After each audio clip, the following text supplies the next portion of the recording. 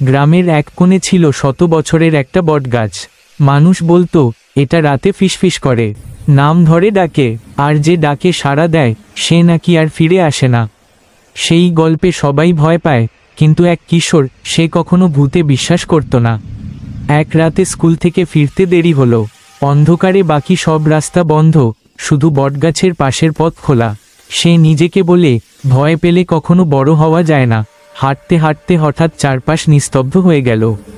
হাওয়া থেমে গেল, আর গাছের দিক থেকে ভেসে এলো, থামো, ফিরে যাও, ওই পথে যেও না। তার গলা শুকিয়ে গেল, পা কাঁপছে, তবুও সে এগিয়ে গেল।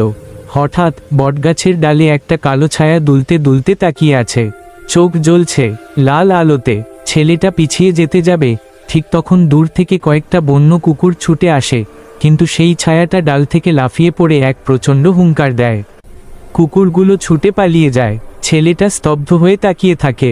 ছায়াটা ধীরে ধীরে মিলিয়ে যায়, আর বাতাসে ভেসে আসে, ভয় পেও না, এই পথ তুমি পারবে। পরের দিন গ্রামের বয়স্করা জানায়, বছর কয়েক আগে এই গাছের নিচে এক যুবক মানুষ বাঁচাতে গিয়ে মারা গিয়েছিল। তার আত্মা নাকি এখনো পাহারা দেয়।